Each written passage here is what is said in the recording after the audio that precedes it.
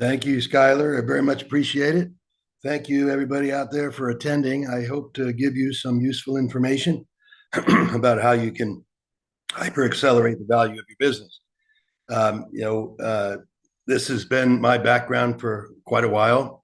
I started my career early at 15 and sold my first company when I was 15 years old for what amounts to about $3.5 million of today's money. Then went on to build six software companies, each of which I exited for good nine-figure exits, and then have since guided over 400 firms to very high valuation increases. So sort of earned the reputation as the value growth activator, and I want to share some of the secrets that I've learned over the years with you all to help you accelerate the value of the enterprise you're building. Our proprietary methodology is really broken down into a number of different sets. I'm going to cover the content of that and sort of show you what we do in order to accomplish this outcome. One of the first things that I like to ask people is, why are you building a business? I fundamentally believe that entrepreneurs are special kinds of people. And what I know about them is that typically they're motivated by something much more significant than just the business that they're focused on building. In other words, that they're building a business for a purpose that's larger than themselves. And so when you think about that, the value of the business becomes the critical factor. A lot of times entrepreneurs get started and they get so busy in the building and the growing and the building and the growing and the doing that they forget about why they started to begin with, and it just becomes a protracted engagement over time, and it can become a job. And I like to say to founders, look, if you're building a job, then just go get a job, right? Because that's a heck of a lot easier than building a business. As we all know, building a business is hard work, and there has to be a pretty big motivator behind it. So when you really think about it, what you really want to focus on is, how am I going to build the asset value of the enterprise I'm building? And how am I going to do that as quickly as possible? A lot of times when we get into conversations with founders, they talk about, I don't want to exit, or, exit is something out in the future. And, when I did a bunch of interviews about 12 years ago, before I started Zero Limits, I interviewed about 500 companies. And what was interesting was, when I asked them what their exit strategy was, almost nobody had an answer. They had an answer that sounded something like, well, we're going to grow and someone's going to buy us, or we'd like to go public someday, or something. So they had an idea of something that happens in the future, but they didn't have a strategy. They didn't have a direction or a method to get there, right? And so a lot of times they also communicated that, well, they don't really know when they want to do that, or if they want to do that, or maybe whatever the case might be. But the point is, it doesn't really matter what your strategy is. You need to recognize that there will be an exit. I mean, whether you sell a company, whether you take it public, whether you give it to your kids, or heaven forbid, whether you keel over one day at your desk, there's going to be an exit, and you want the value of this thing you're investing your life's work in to be as high as possible on that event. So it's a slightly different mindset that I'm suggesting founders have. One of the other questions that I spend a lot of time on with founders is if they really understand what I refer to as the value dynamics of their business market. In other words, do they understand what's driving the value of a business, right? So I think we have a poll question for this one. You might want to run that up there real quick. And this one is a short answer, so I'll give everyone about a minute or a minute and a half to put your answers in, and it will be anonymous. So the question here is, what factors do you believe drive the value of a business?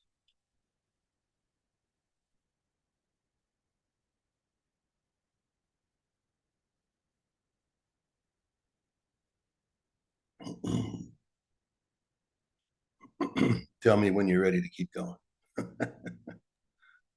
Okay, so since my answer's coming in, it's about 30 more seconds, and then I'll end that poll.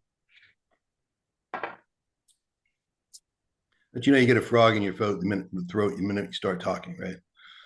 Always.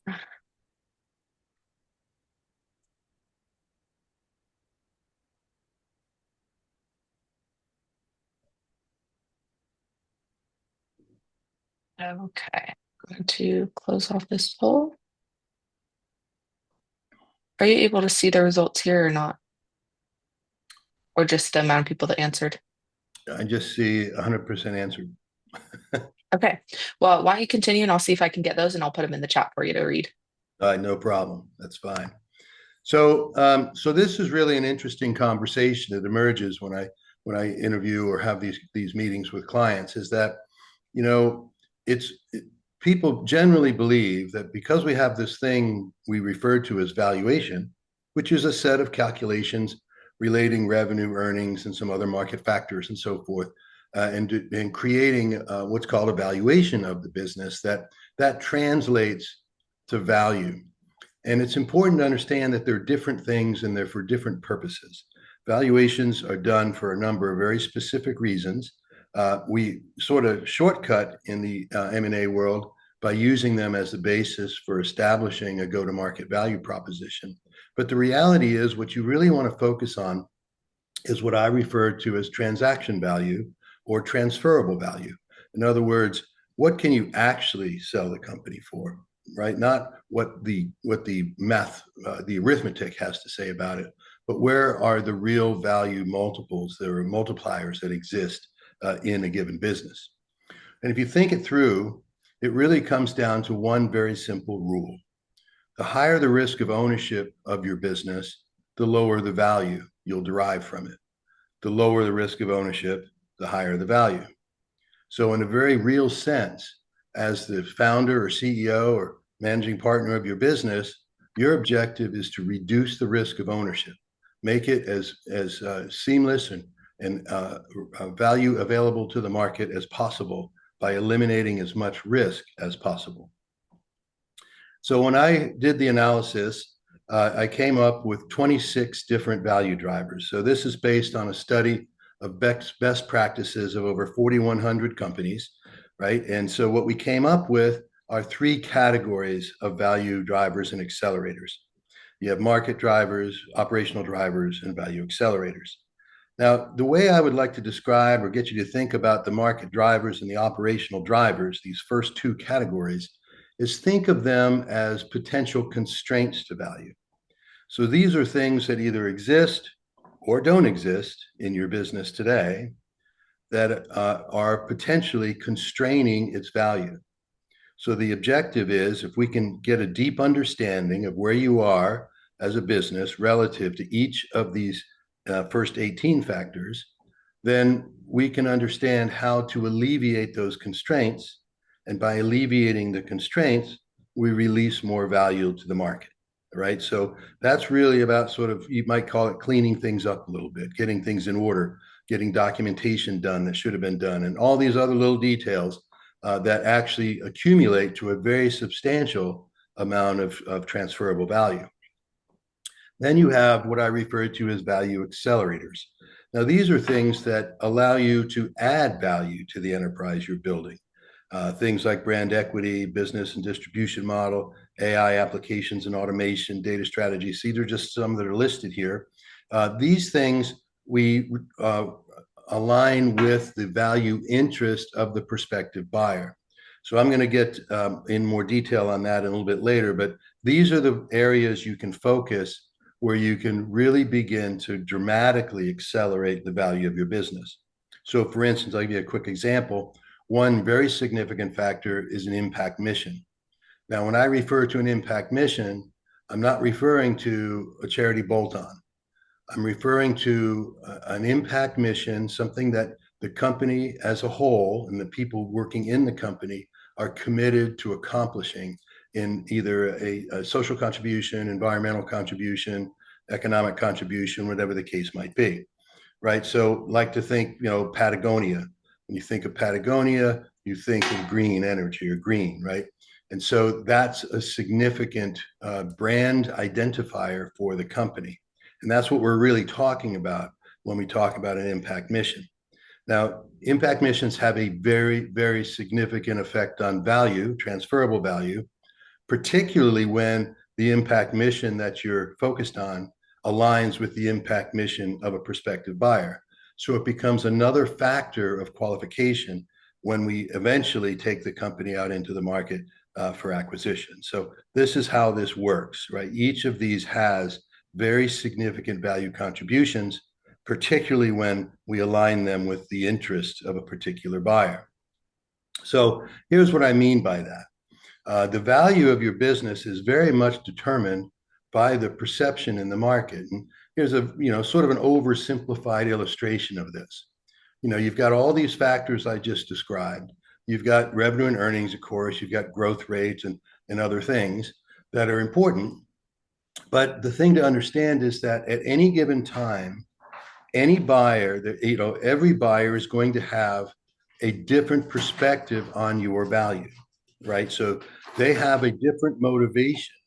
Each of them has a unique motivation for wanting to acquire you. So I'm going to give you an oversimplified example, admittedly oversimplified. So you have all these factors, but let's say there's a buyer out there that's looking at the business and a potential buyer, and their primary interest is in your ability, your sales and marketing capacity. So your ability to find customers, acquire customers, grow customers, retain customers, and so forth. And so you might have a particularly talented or particularly skillful capability there, and they would be evaluating your whole business. But for them, the principal motivation would be to get that methodology incorporated into their business so they can sell and retain and grow more clients themselves, right? So that's really about selling more products to, in your market. So that could be a principal motivator, just as an example. And let's say to them, as they go through that evaluation, they see that as being worth, let's say, 10 times EBITDA, right? So they're going to associate and they're going to create a representative offer to acquire that's going to be, at least in large part, related to the factors that are related to that, the sales and marketing capacity of your company, right? So that's how they're going to base the calculus for their offer. Then at the same time, there's another buyer, and maybe they're interested in your company. Of course, like the first, they're interested in all the aspects of the company, but maybe their primary motivator is brand or IP, or perhaps your people, right? Maybe they want your talent, whatever the case might be. And let's say whatever that factor is, that to them that derives to a value worth, let's say, 12 times EBITDA. All right, so if you knew nothing more than that piece of information, that buyers who are interested in you because of your sales and marketing methodology, and buyers that were interested in you before your, let's say, brand or IP, that they value you differently. One is at 10 times, the other is at 12 times. If that's all you knew more, think of how powerful that would be. In other words, if you had $100,000 to invest in your business, which would you invest in? The sales and marketing channel or the, let's say, IP, right? Well, in this example, the obvious answer would be IP, because you're going to get a higher rate of return for investing there than you would in sales and marketing.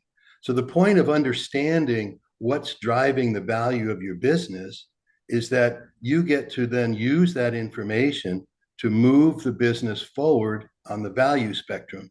And you can do this on a continuing basis. So it's not about whether or not you sell the business, it's about whether or not you're driving the value of the business forward. So hopefully that makes sense, right?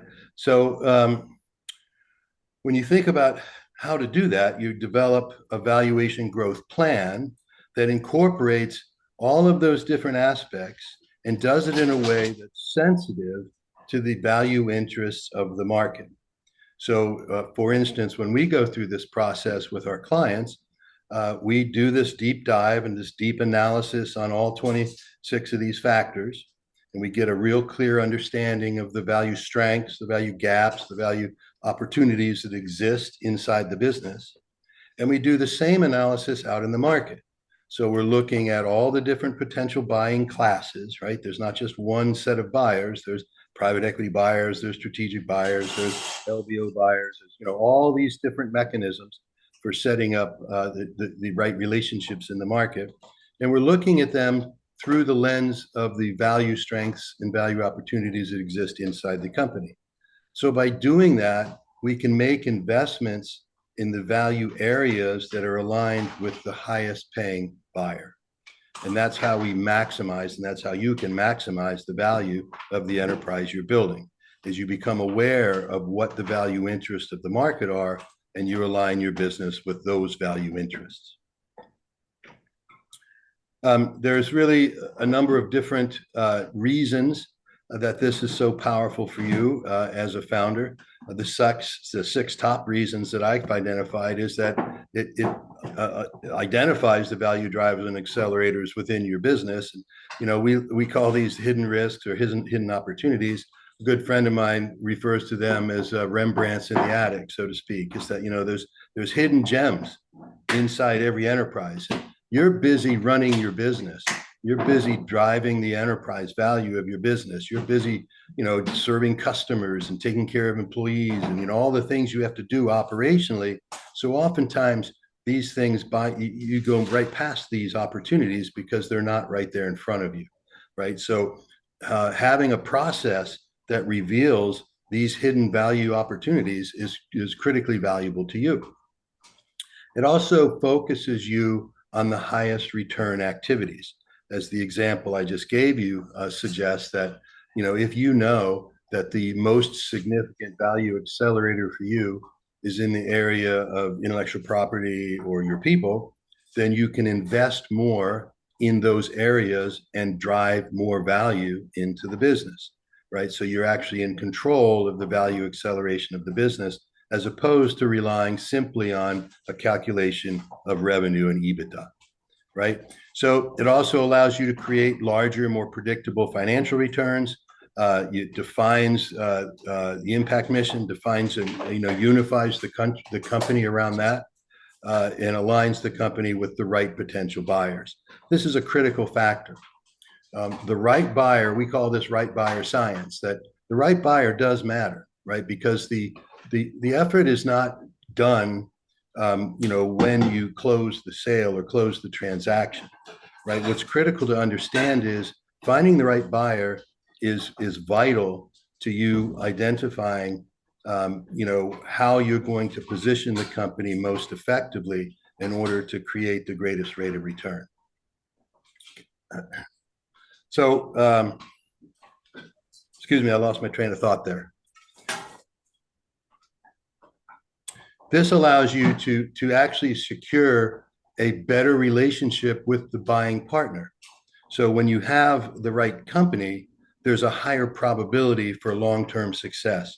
And in an industry that boasts something like an 85% failure rate, that's a pretty significant measure. So if you can get the company aligned properly with the potential buyer, you can create a much better outcome. I call it a more harmonious outcome, okay?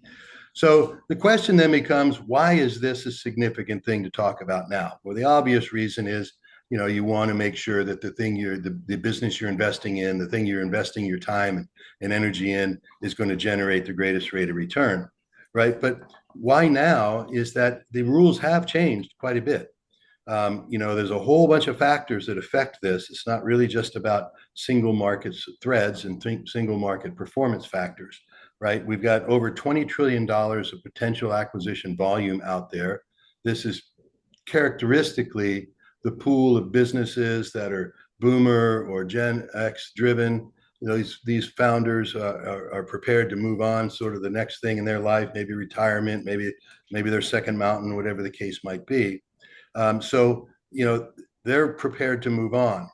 At the same time, with the technological innovations we've been dealing with or witnessing over the past 5 to 10 years, there are shorter product innovation cycles, which improves the quality of company acquisition opportunity earlier in the life cycle of a company. I'll explain that in a little bit more detail in a minute. Obviously, AI has leveled the playing field. You can actually compete at a very, very high level in a very, very competitive market if you can master some AI tools and so forth. I'm sure everybody out there is working in some area in that. There's an enormous amount of cash out there. You know, we keep hearing about it, and I know that everybody is attending a number of different capital raising presentations here in the next few weeks here at Opus 8 Connectpreneur. And it's all there. There's a ton of money there. But it's, you need to have the right strategy in order to activate that capital effectively. And so having a methodology and a strategy for specifically investing this capital in a use model that actually delivers a return on value is critically important to you. Right. And so then there's a very, very significant alignment and desire for social impact. Right. So, the generation of consumers that we're dealing with now, they don't want to do business with companies that aren't focused on having some sort of social impact or impact on humanity or positive environmental impact or something of that nature. So all of these factors are aligning right now, so that creates a tremendously good opportunity for you to take advantage of those interests and those factors and maximize the value of the enterprise. I wanted to give you a little bit of a framework here that is useful. This is how things looked back when I was building software companies many, many years ago.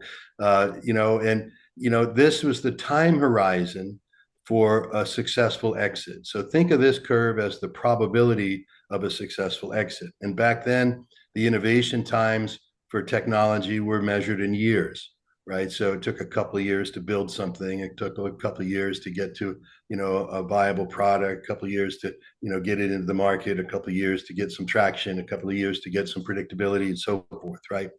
And the point is, there's this small probability of an exit or an acquisition way out in the 11 to 13 year range. Again, this is based on historic data of 4,100 companies. And the thing that's significant about this chart, most significant in my opinion, is that because of that protracted time to return, you diminishing the success probability significantly. And the key one is that entire time from 0 to 11 years on this chart, you're exposed to what I refer to as negative value drivers.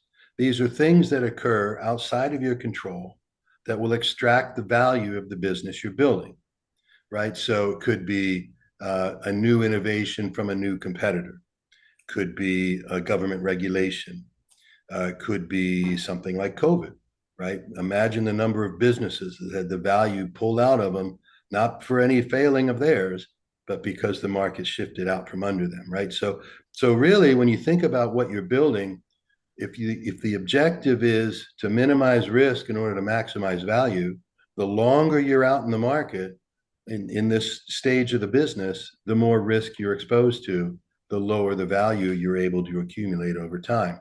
So it does make sense to move through this process more quickly. Back in 2015, this number changed dramatically.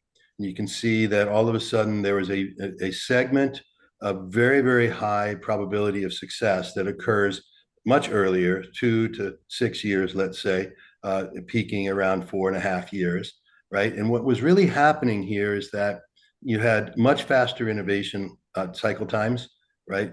You could actually build a product in 2 to 18 months. You may or may not need funding. Your go-to-market and proof were much faster. So everything got accelerated. And so the optimum exit time horizon shortened dramatically to the little over 4 years would be sort of the peak, right? And so what you're seeing is higher probability of success, lower dilution, and a higher rate of return is what became available in that time for that reason. Well, if we look at that same data set now, it looks like this, right? Where all of that has just shifted even earlier. And we're now all reading, or perhaps some of you are having the good fortune of being involved in companies that, emerge and then literally months later are demanding very high multiples and very high rates of return very, very early in their life cycle, right? So the same thing has applied. It's the same set of things. It's just more accelerated than even in 2015.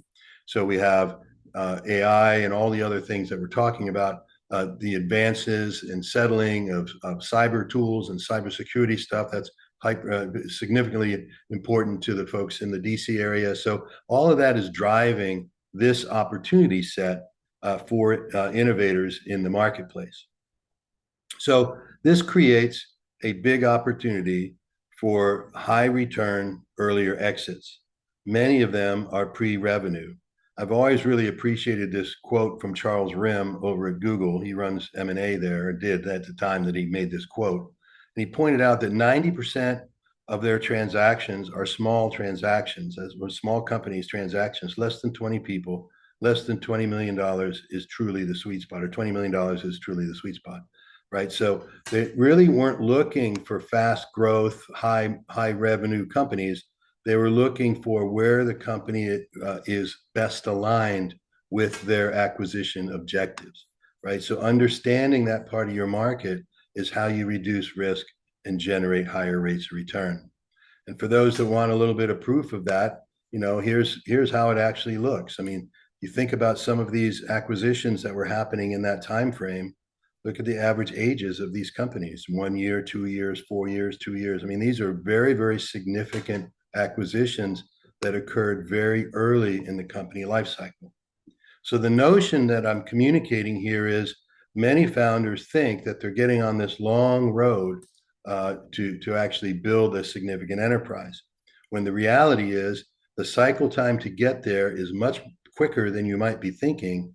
Plus, it's the fundamental truth that the founder of a company, the first guy in, may not be the person that should take that company ahead into the multi-billion-dollar range. It may be better to chart a course where you secure your equity value and step aside to allow somebody who's more skillful at the next level of activity, the next set of skills, to carry the company forward.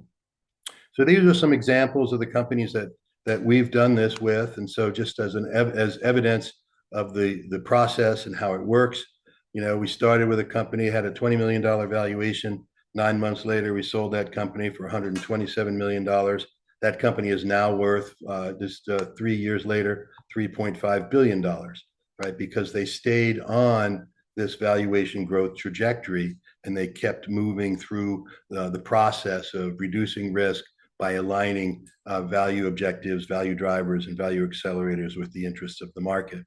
Another company, very similar, SaaS company, right? 5.3 million starting, 110 million ending 15 months later, and so forth. I won't bore you with any more of that. So what we know is that most entrepreneurs don't think about selling their companies until it's too late, right? They do what we call riding it over the top.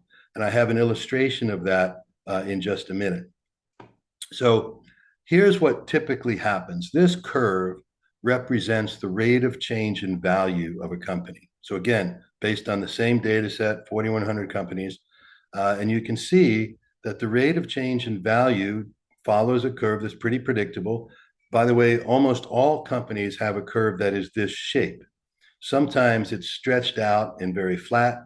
Other times it's crunched in and very steep, but the shape is always the same. And if you think about it, it makes sense. When you first begin over here at zero, you have nothing, so there's no significant rate of change in value. Then you do something, whether you create a product or create a brand or create a market, open a business, whatever the case might be, then you enter this fast growth phase and the rate of change in value accelerates dramatically. Then, because it's a differential factor, it gets to its peak where there's nothing happening to diminish value, but the rate of change in value begins to diminish simply because the factor of time is drawing the curve down. So here at the peak, I'm not saying this is the maximum point of value. I'm saying this is the maximum rate of change in value. So this is when value is accelerating the most, and then it begins to slow down. And I think that everybody can identify with the fact that over time, the accumulation of value of the business tends to slow down, tends to diminish, right? Because of one critical factor. How many businesses do you know where the founders have dozens of KPIs they're monitoring? They're monitoring revenue, earnings, conversion rates, retention rates, churn rates, right? All these different rates they're monitoring. How many of them are monitoring the fluctuations in the value of their business? Very few, if any.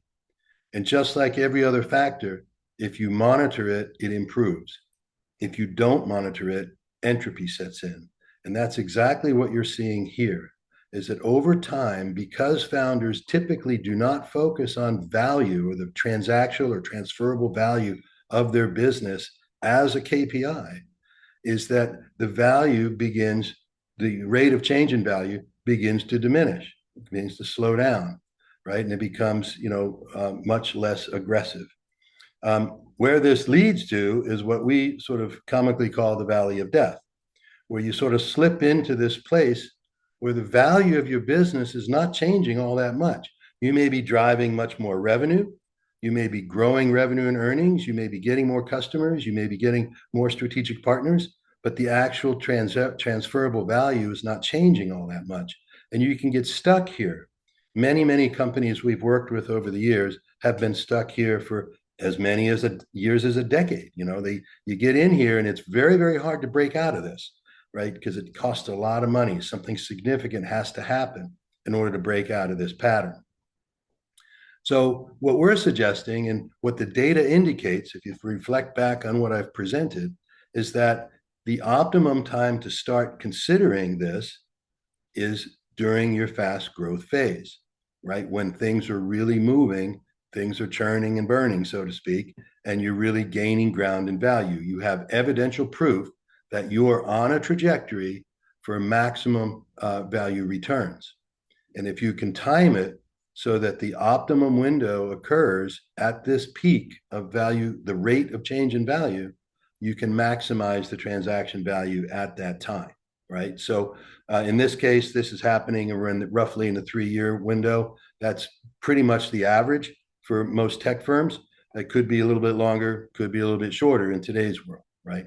But that's really the key objective here, is to try to time this so that you're at this peak.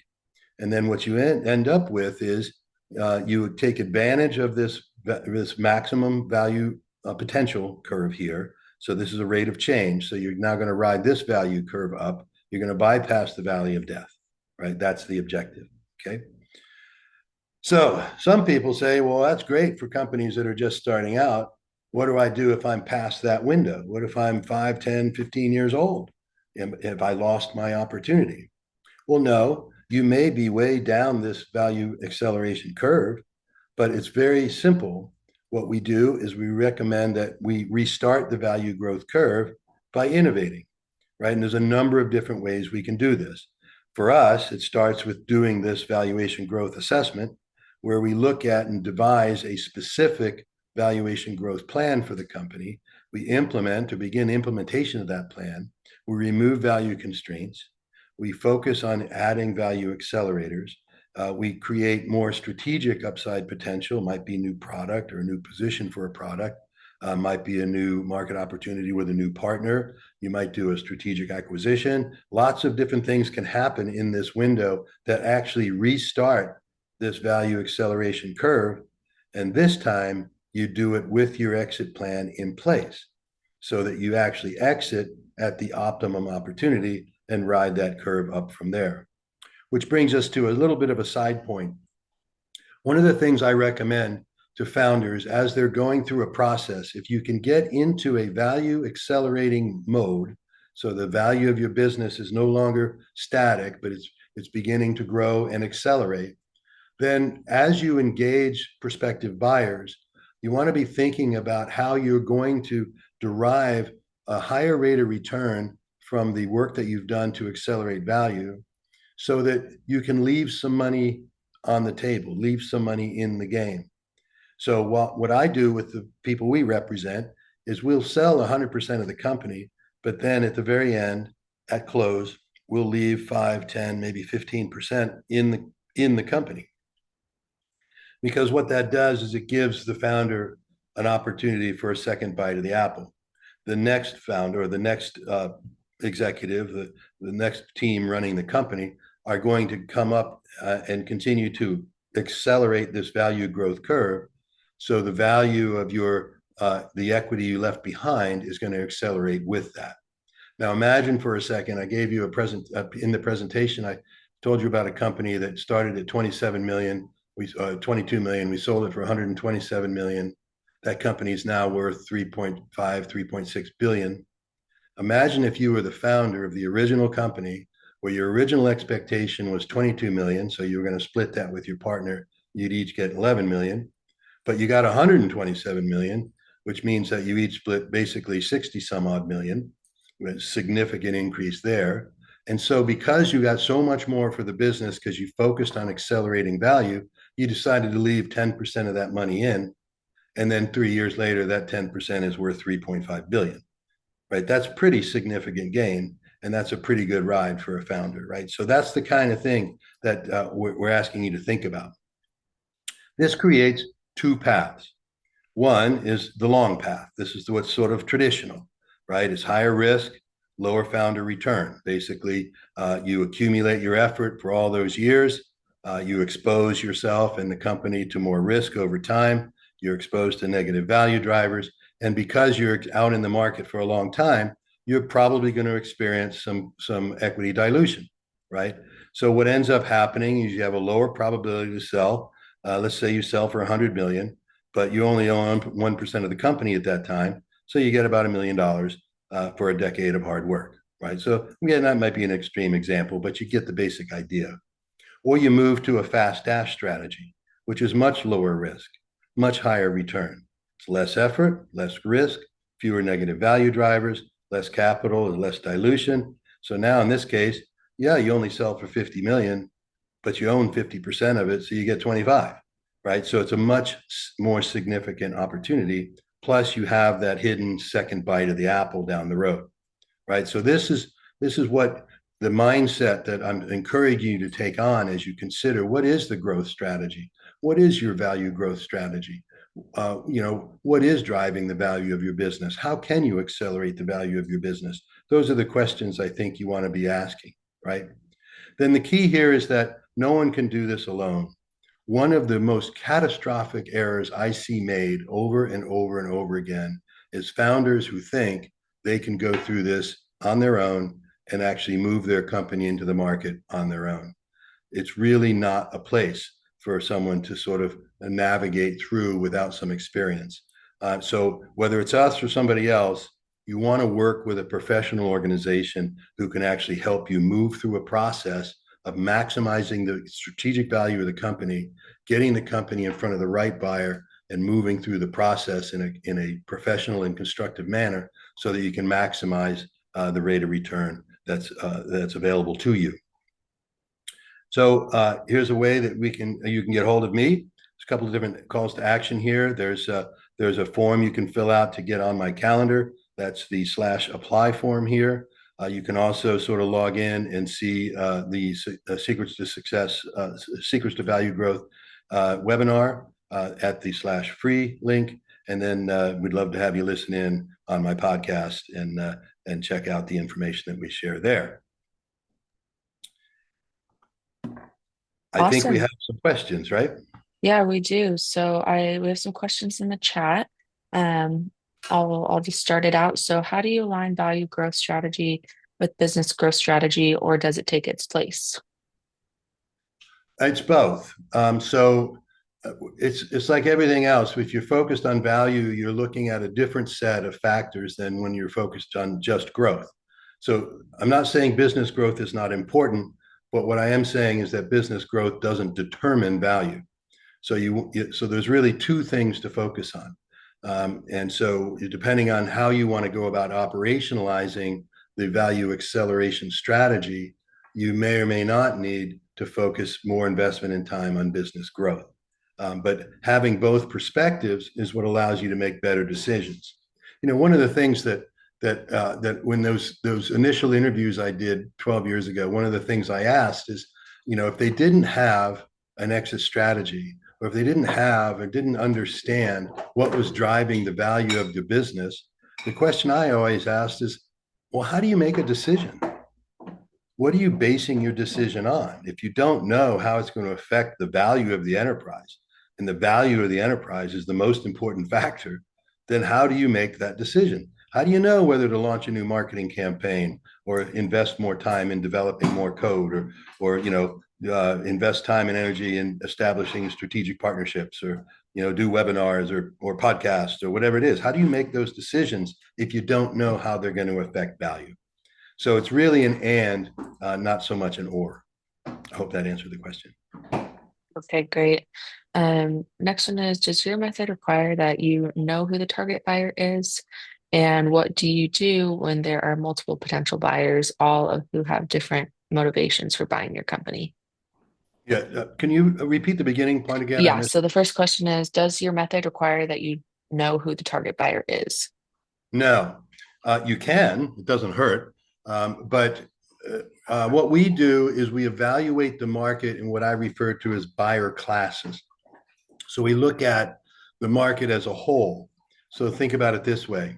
You've got private equity buyers, and within the category of private equity buyers, you have sort of a spectrum of buyers. You have buyers that are, LBO roll-up type buyers, right? They're looking for leverage of economy and scale. But then you also have strategic buyers that are looking at dominating markets. So their interpretation of value is going to be completely different, right? And that's a spectrum, not, sort of either or. So understanding who the buying market is most important. Then, of course, you have strategic buyers, and then you have other types of partnerships that move into the buyer category. Bigger versions of yourself, smaller versions of yourself, right? All these different things are different. They represent different classes that are going to have different interests. So if you understand the basic interests of the class, that it's sufficient to use that sort of understanding to drive this conversation or this strategy with your company to actually drive value into the company itself. So you don't need a specific buyer. You can have one, but you don't have to have a specific buyer.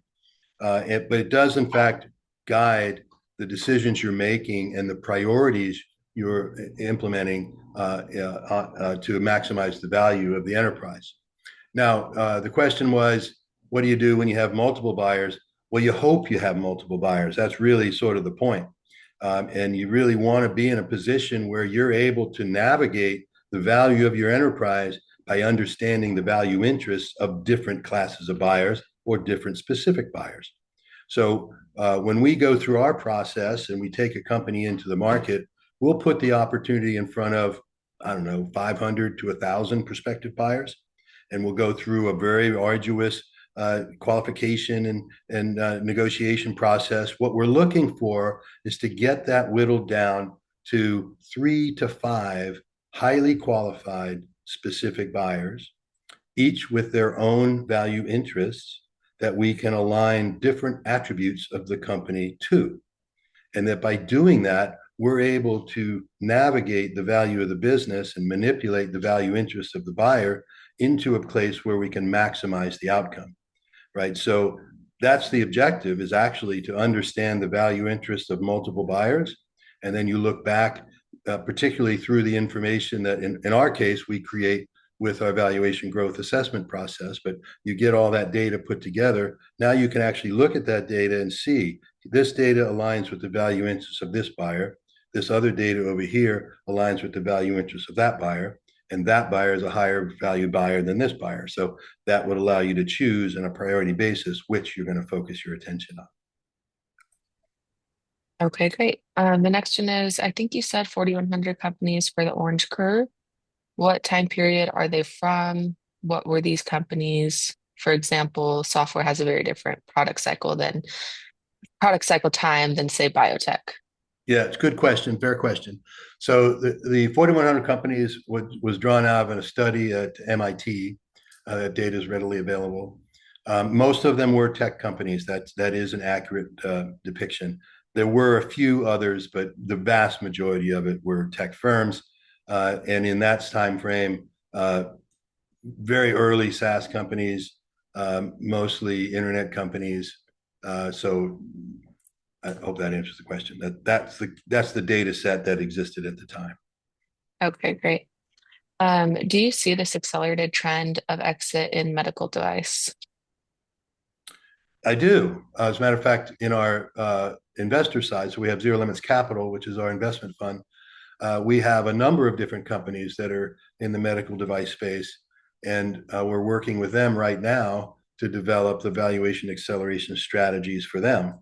And it's very, very effective, particularly in that space, because the acquiring base, the classes of prospective buyers is relatively small. I mean, not so much small in size, but in number. There are fewer qualified prospective high quality buyers in that space, so, and we can characterize their interest very in a very definite manner. So we're able to position the company very effectively in that and maximize the outcome as a result. Okay, great. Do you have any examples of companies you have helped in the last 2 years? Sure. Dozens. Right? So you can understand that in many cases, companies don't want uh, the information shared. I'm happy to have conversations with anyone privately about specific companies if I can. There's very limited information I can share about them.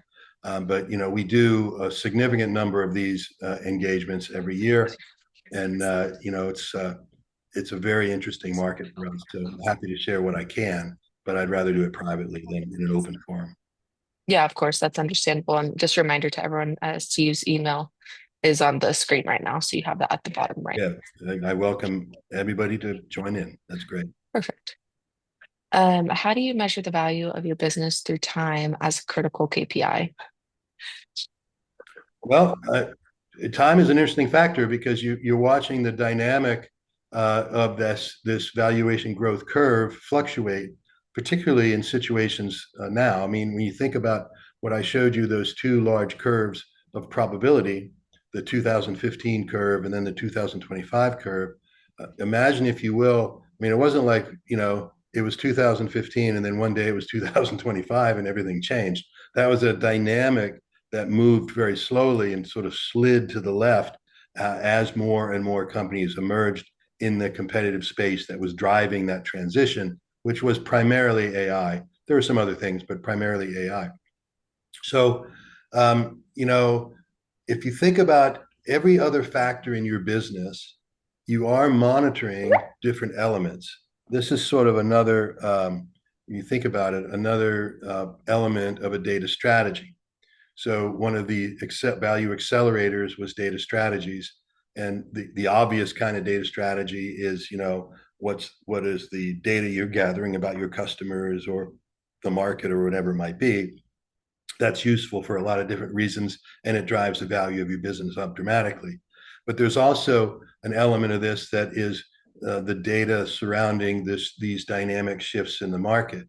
So if you can focus your attention on this, then you can actually derive a more strategic position in the marketplace and then monitor your ability or your position as you change that. Let me give you a quick example. One of the things we talk to our clients a lot about is their understanding of their market. And, a lot of companies think they understand their market if they know who a couple of competitors are. We take people through a much more rigorous understanding. We want people to understand what is the growth dynamic of the market in general, on whole, over time. What's it doing? Is it growing or contracting? What are the seasonal trends that exist in that market, growth or contraction? When do things ebb and flow for the market as a whole? Then, what about your company? What are its dynamics of those same factors relative to the market? Are you growing while it's contracting? Are you growing at a rate that's equivalent to the rate of growth of the market? If you're not, you're losing share. If you're accelerating past that, then you're gaining share. What about your competitors? Same factors, right? So we want to see all three of those things aligned so we can understand what things are actually causing the market to shift, your position in the market to shift, and your competitor's position in the market to shift. That gives you more levers to manipulate to drive value to your enterprise. That was a long-winded answer, but it was a big question. Yeah, no problem. That's great. Does this work with service-based business, not just product-based businesses? Absolutely, no question about it. We have had a number of service companies that have realized extremely significant gains in value. In fact, our single largest gaining company, we had 1,000% gain in value, was a service company. Okay, great. And then following that question, How does this apply to service businesses, for example, consulting with no special product? Well, there has to be a differentiator in your consulting practice. You may not know what that might be. It might be what I was describing earlier as a Rembrandt in the attic, right? So by going through this deep assessment, we're able to identify, find, locate, if you will, illuminate the opportunities that exist that you may not be aware of. So you can only find them relative to the value interests of the market, though. So if you can do the research on what's the market interested in that space, in the consulting space in this case, what are they actually valuing? Who would acquire you and why? Right, that kind of thing. Whether you're selling or not is not the point.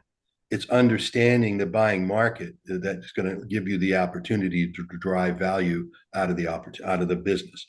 So then once you understand that, you can begin to look at, okay, so what are your strengths? What are your capabilities? What are your focus points? What could you do differently to capitalize on the value interests of the market? That's how you create this alignment, right? The objective is to understand your value strengths, your value gaps, your value opportunities, right? All those factors inside the company, but then to also understand those factors relative to the prospective buying market and all of the different buying classes that exist in that market. And then you'll see these are the classes of buyers that are going to value what I have here more than anyone else. And here's one or two factors that are critically important to these buyers. So I'm going to invest here and align myself with that, right? So think about that old saying, like skate to where the puck's going to be. So understanding what's happening here allows you to transition the value proposition of your business and get in front of the highest value acquirer. Okay, great. Did your limits capital invest in therapeutics development companies? We do. Okay, great. Um, what is your level of interest in climate tech project developers who capture, document, gain insurance, and sell carbon or gain issuance, sorry, and sell carbon avoidance or removal credit? Yeah, no, I'm something I've actually learned quite a bit about. We have a keen interest in anything related to climate. We have a number of companies we're working with right now that are really focused there, in a broad spectrum of applications. So our interest is very keen. Obviously there's an enormous potential for value acceleration in those markets, particularly around the factors you're describing. Because, when you have a situation where there's an area that's high return but not well understood, it becomes, sort of a hyper accelerating factor. We can leverage that and add a tremendous amount of value to the company. Okay, great. And then I have time for just a couple more questions. This one is there used to be genomics and now there's proteomics. What have you seen in that field? I'm sorry, I didn't get that quite, Skylar. Can you repeat it? Yeah, it says there used to be genomics and now there's pro proteomics. What have you seen in that field? You can check in the chat too. Maybe I'm mispronouncing one of them. I'll put it at the bottom so you can see. Okay. It's genomics and proteomics. Okay, there we go. Thank you, Ralph. Yeah, sorry, not familiar. Okay. Well, there we go. At least that makes me feel better that I'm not the only one not familiar Yeah, I'll with go do the research, it. though. I'm happy to do that. Okay, perfect. For a company in the Valley of Death looking to invest in the restart curve, where are the sources of capital normally used to invest in that restart other than bootstrap and self-invest? Um, Let me find that one. Where's that one in the list? It's the very last one up above mine. I'll put it right there again. Okay. All right. For a company in the Valley of Death looking to invest in the restart, where are the sources of capital normally used to invest in? Well, I don't have a general answer, but what we would do in that case is we would go through this assessment process. You could do this yourself. You're looking for, where the value opportunities exist in the market. and where you would need to invest money in order to align your business with the value interests of the highest market opportunity. And that's what would drive the priority of decisions on where that capital gets invested. In our case in particular, just as a side, is that, obviously having the investment bank side of our business, Zero Limits Ventures, as a, close cousin to our capital side on Zero Limits Capital, we have some extra leverage there where when we identify valuation growth strategies that can't be capitalized by the business as it stands today, we can bring the Zero Limits Capital fund to bear on providing that capital and helping the company break out of that valley of death, if you will. Okay, awesome. And we have just these two last questions that I'll ask in the chat. One is, at what stage, for example, Series A, B, or C, do you prefer to work with founders, and which industrial sector do you prefer? I have no preference on industrial sectors. The only thing that we're not particularly focused on are professional offices like doctors, dentists, lawyers, that kind of thing, simply because it's just not really a place where we can have much effect. The stage, we're interested in all stages. One of the interesting things we've identified is there's a rather unique opportunity around the Series A side. So let me be clear. We're now blending two things. We have Zero Limits Ventures, which is the investment bank. That's about valuation growth and strategic exits. Then we have Zero Limits Capital, which is our fund. That's a very traditional private equity fund. We capitalize early stage companies, seed, and A, and so on.